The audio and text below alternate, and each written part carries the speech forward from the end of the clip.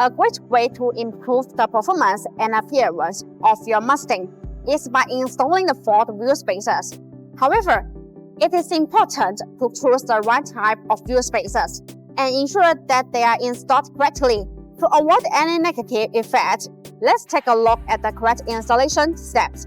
Use a cross wrench to loosen the lug nut on the side of the wheel in a diagonal sequence, but do not remove them completely.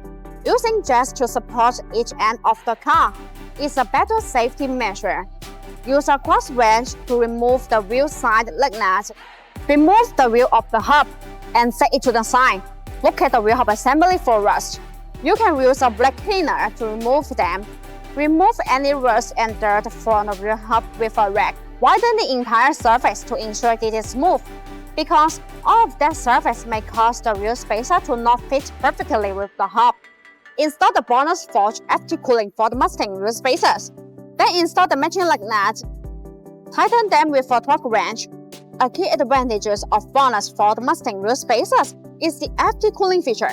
These BONOSS for the Mustang wheel spacers are designed with heat dissipation grooves to make brake cooling better. Distributed in pedal shape. These grooves allow the external cold air to flow continuously inside the wheel spacer when it rotates. The air takes away the heat, so it achieves the purpose of actually dissipating heat for the braking system. All BONOSS Ford Mustang wheel spacers are forged. In addition, high precision Ford Mustang wheel spacers provide high surface integrity, effectively guarantee safety, stability, and reliability, and ensure a smooth installing experience.